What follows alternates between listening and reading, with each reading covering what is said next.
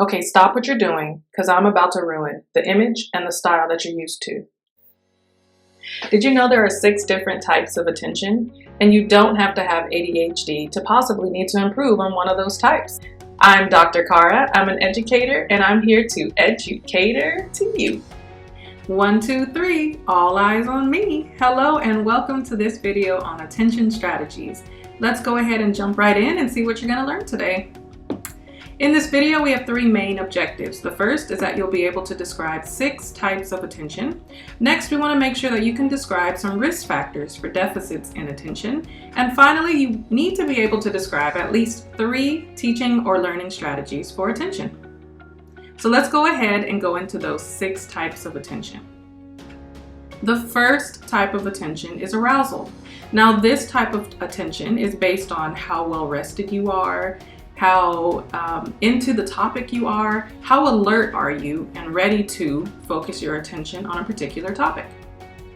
The next is focused attention, and this is how well you can concentrate on a stimuli or how well you can concentrate on a particular item, person, movie, video. That would be the stimuli.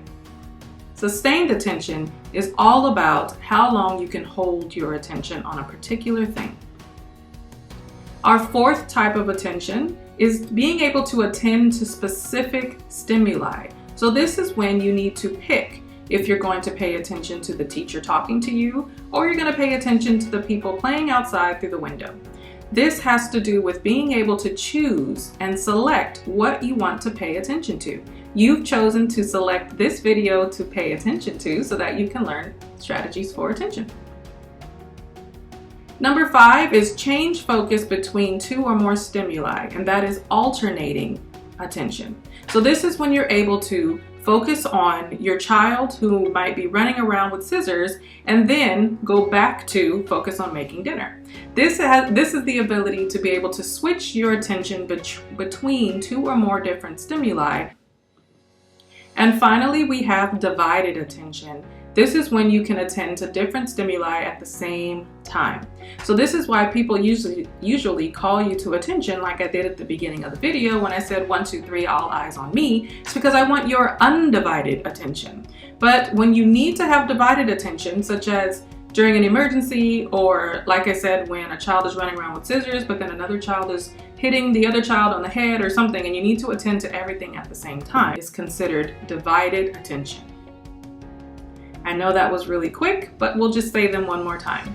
Number 1 was level of alertness, which is arousal. Number 2 is, focused attention, which is when you're able to concentrate on a particular thing. So right now you should be focusing your attention on this video. Number 3 is sustained attention. So how long can you hold your attention on a particular thing? Can you watch this whole video without diverting your attention to something else? Or do you have to pause, get up, come back, do other things? This is sustained attention. Number 4, we have selective attention. This is when you pick what you're going to pay attention to. And number 5, we have alternating attention. This is when you might have to answer a phone call, then come back to the person you're talking to, then answer a message on your phone, then come back to the person you're talking to, then look over and answer something over there or order food or talk to the waitress and then come back. You're alternating your focus of attention to different items. And number 6, we have divided attention. So this is when you have to focus on taking notes while you're watching this informational video, while listening to me talk and then looking at the stimuli that I have on the screen for you all at the same time. So you're dividing your attention among taking notes, listening to me, watching the screen. That's divided attention. So now let's look at some of the risks for having deficits in attention. So the first risk that we're going to talk about is the obvious. If you have any form of attention deficit hyperactivity disorder, you may have some deficits in those 6 areas of attention. Now, you do not have to have ADHD for you to need some strategies or enhancement or support in one of those 6 areas, one or more of those 6 areas.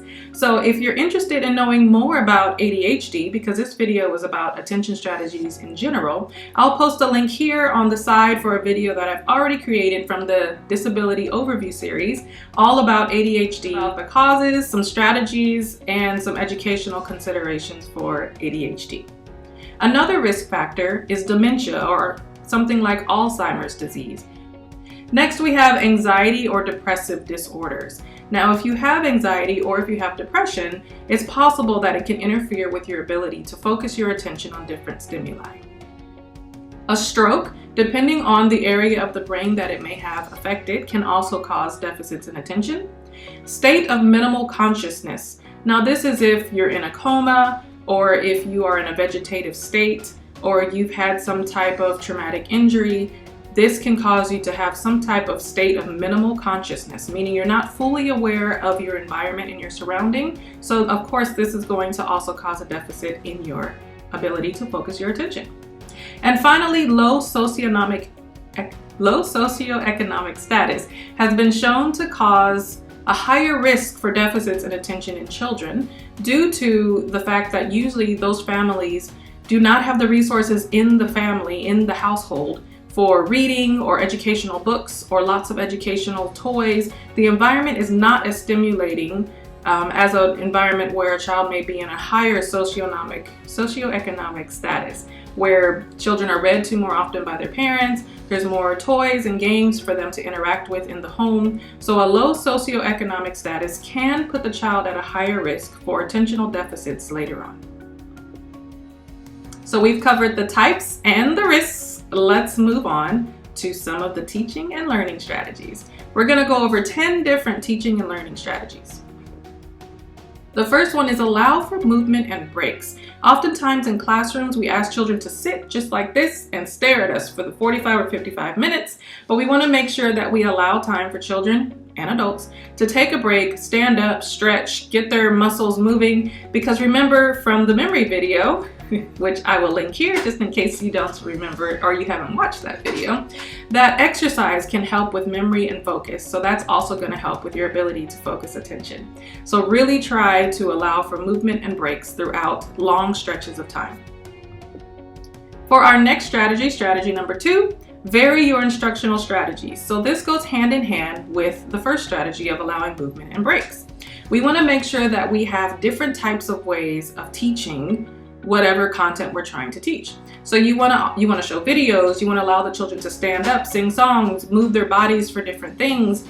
You want to make sure that they can talk with each other and have moments of time where they're doing group work or individual work. You want to really vary the environment so that it keeps the attention interesting and it keeps students wanting to pay attention.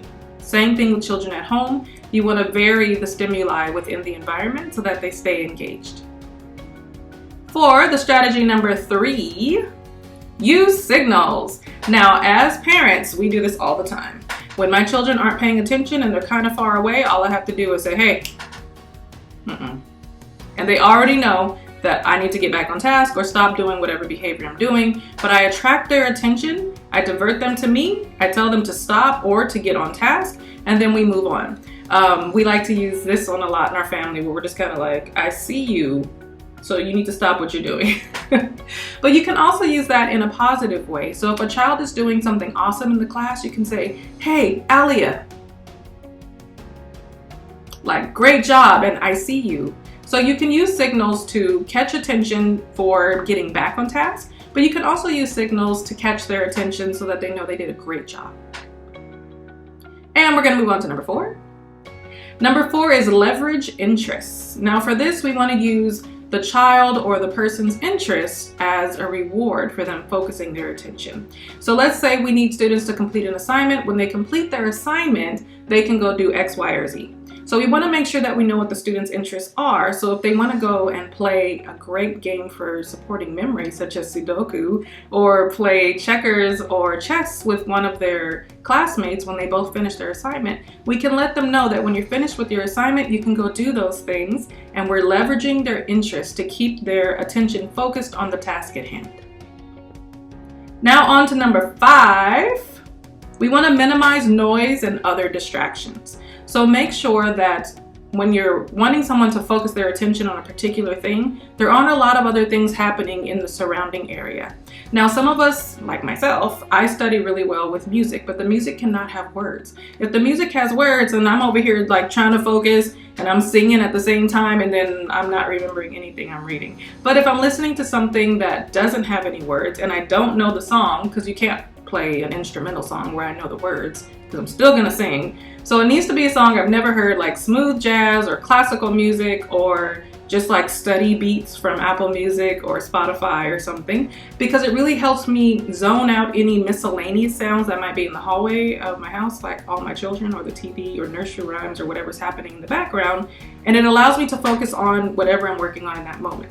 There are students who like to work with music as well. So maybe have an area in your classroom with small headphones with edited, approved music for them to listen to during their activities. But you want to minimize noise and any other distractions, which is why we want children to have appropriate behaviors as well. So if you want information on behaviors, I also have a video for that, and I will post it right here. Okay, so let's go on to number 6. Number 6 is get organized. So there is nothing more distracting than an unorganized workspace. So if you need to find a file and you're shuffling through all kinds of mess all over the place, you're not going to be able to focus on the task at hand. If someone is asking you for something and you don't know where it is, your attention is everywhere trying to figure out what you need to find. In a classroom, if children are always going through different routines to understand the content, it's going to be distracting for them. Now, if you already have routines set up in the classroom and they know that right now we're going to be doing this, next we're going to be doing this, next we'll be doing this, then it can really help them focus their attention and select which parts of the class they're going to pay the most attention to. And if you notice they're not paying attention for other parts of the class, then you can use some of these other strategies to bring them back in.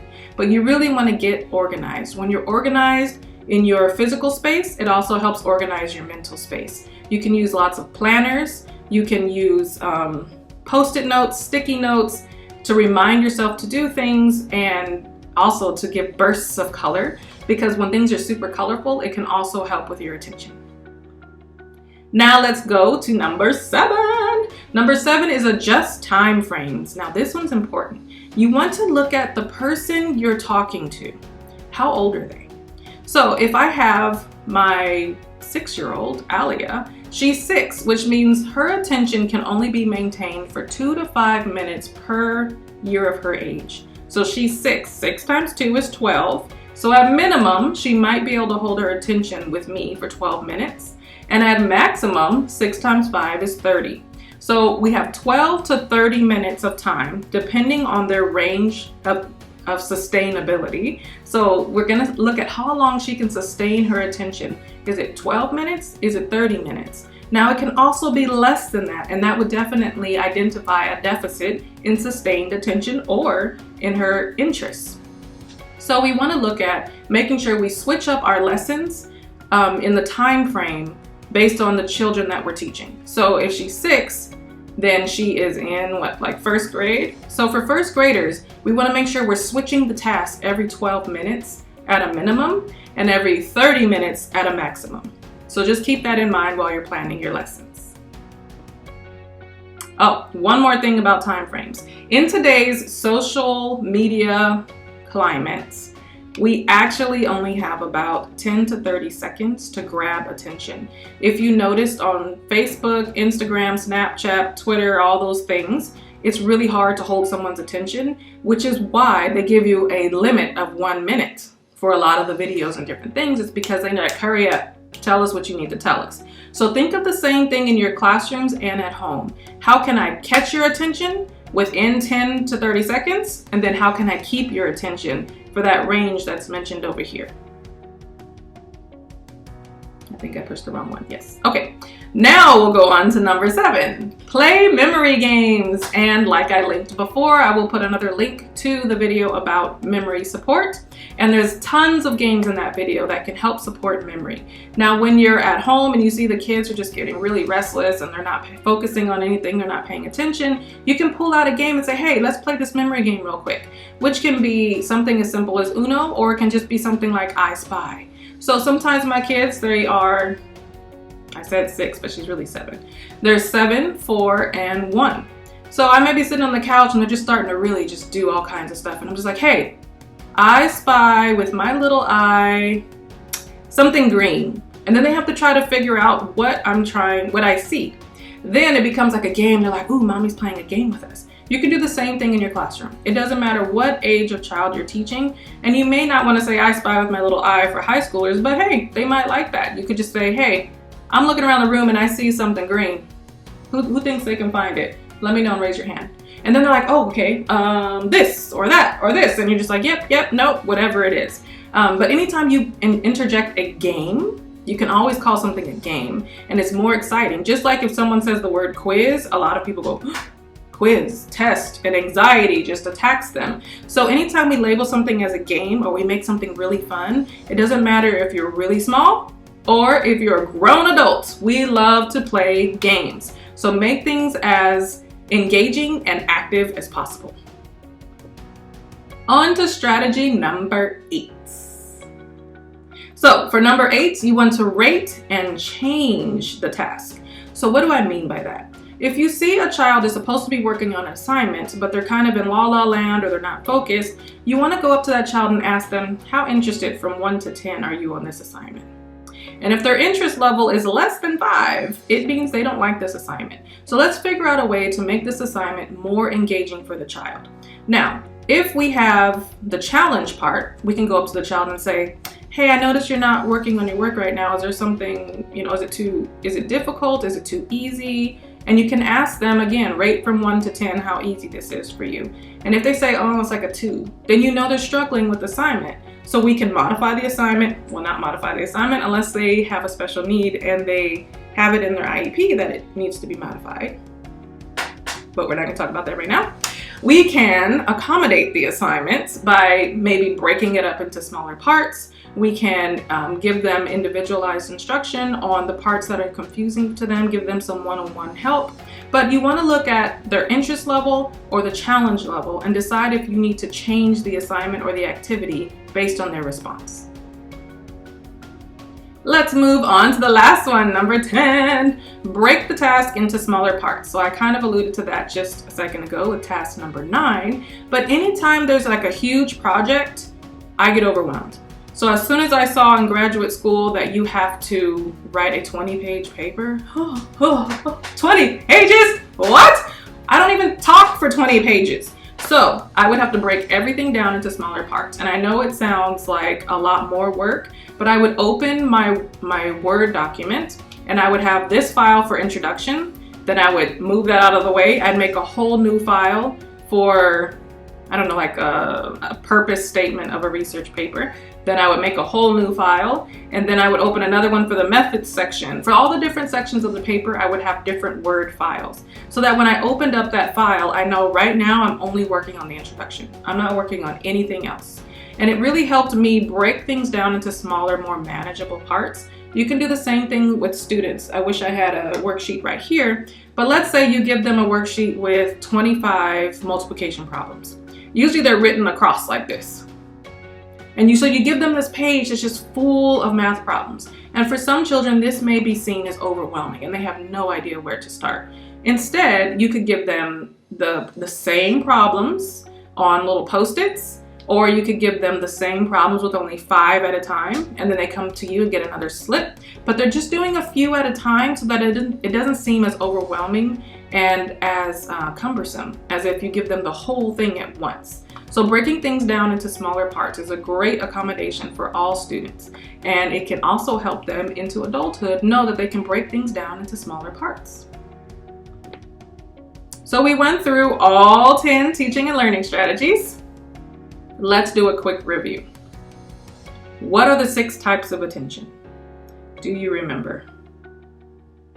I'll give you a hint in 1 second. What are some risk factors for deficits in attention? Do you remember? I'll give you a hint in a minute. And what are some strategies to improve attention? We went through 10, but the objectives only ask you for 3. Do you remember at least 3 teaching or learning strategies for attention? So here are the hints for the types. We have arousal, focused attention, sustained attention, selective, alternating, and divided attention. So for number 1, arousal was how alert you are. Are you mentally alert enough? Are you rested? Have you eaten? Are you more than alert? Have you eaten tons of sugar or lots of coffee and so you're super alert? But number one is a type of attention is arousal. Number two is your focused attention. Are you able to concentrate on a particular stimuli?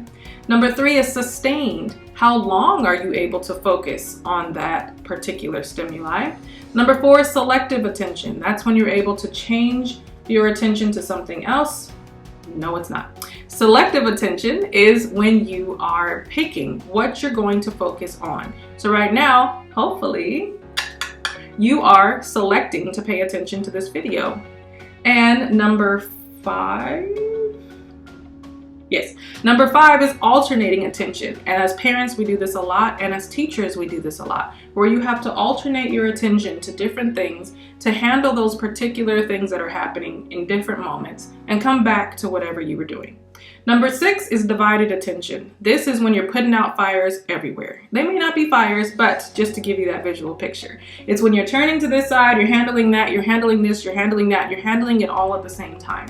That's when you have to divide your attention, which is why, again, as parents and as teachers, we usually say something like 1, 2, 3, all eyes on me, or we raise our hand and we wait for everyone to raise their hand because we want their undivided attention. We don't want your divided attention. We want undivided attention because you need to focus on me. Now, let's go on to what those risk factors were. Remember, of course, the one that we were probably all thinking of at the beginning of this video is ADHD, or attention deficit hyperactivity disorder. And remember, I had a link to the video for that at the beginning of this video. There's also dementia or other diseases that can cause issues in your brain with focusing and memory. We have anxiety or depression can also interfere with your ability to focus your attention. Minimal consciousness, remember this can be if you're in a coma or if you have had some type of injury or something that causes you to not really be aware of your surroundings, like a concussion. It would be more of a temporary issue with your attention, but it can cause problems with attention. Low socioeconomic status. I don't know why during this whole video I've had to repeat that phrase a couple times. But children in homes that have a low socioeconomic status are more at risk for deficits in attention due to the lack of educational and stimulating resources in the home.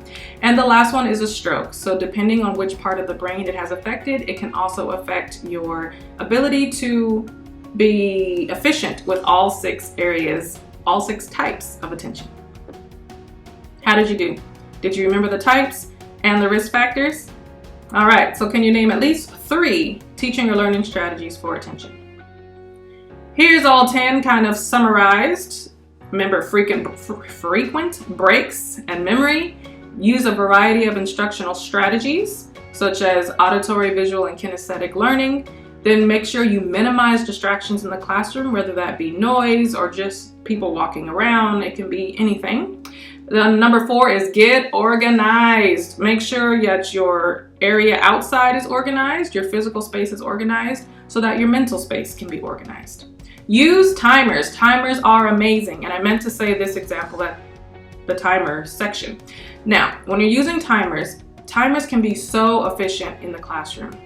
When I taught resource math at the high school level, that's when I have children who have special needs who are in the high school math setting, but they had to be in a separate classroom because their abilities were too low to be in a general classroom.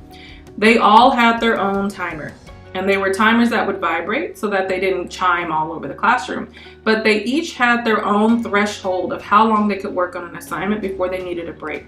So anytime that we had like an individual assignment or small group work, they would set their timer and they knew that when that timer went off, they could stand up, they could stretch, and they could have like a 2-minute break, and then they had to get back to work. It was very motivating for the students, and it also helped manage inappropriate behaviors because I was able to say, hey, did your timer go off yet? Okay, then how much longer do you have? Oh, I have 30 seconds, miss. Okay, come on, 30 seconds, you can do it. So it gave me room to encourage them to push through and reach that threshold. And over time, we increased the threshold to try to get their sustained attention to improve. You can also use timers in the classroom in general. Just say, okay, everyone, you have 5 minutes when the tardy bell rings to write down today's warm up and turn it in. So everyone knows now we're organized in the classroom because you have 5 minutes to finish this particular task and turn it in, then we're moving on to the next thing. If you leave time open then the children think they have all day. We don't have all day. We have 45 to 55 minutes, and about 15 of those minutes are usually transition into other activities. So we need to break down and make that transition time shorter by using timers in the classroom. Next, there's memory games. So you can play lots of games that can help with improving memory. Something such as checkers, chess, Sudoku, the matching cards where you have to find the duplicates. They can even play Uno. There's lots and lots of games. And again, that was in the memory video, which I will also link over here. Then you can chunk tasks together so that you're doing multiple things at once, but it doesn't feel like you're doing it all at once. Then you can rate and change the task. So remember, ask them about how interested they are in a topic, and also ask them how challenging the topic is. Depending on their answer, you might want to change the activity. And finally, adjust time frames. Make sure you're focusing your amount of instructional content on the age of your students. So if the child is 10, don't talk or stay on that same particular activity for more than 20 minutes. That's the minimum, is 20 minutes. And I recommend just kind of keeping the minimum of those time frames so that you're kind of switching around your activities often throughout the class period. So hopefully you did well on this review for the types of attention, different deficits that can cause, different risks that can cause deficits in attention, and then some of the teaching and learning strategies. Thank you for watching this video. I'm Dr. Cara, and I'm so happy that you chose to click on this video and watch. Please give it a thumbs up and make sure you hit that subscribe button. I appreciate your support, and I look forward to hearing from you in the comments for the next video.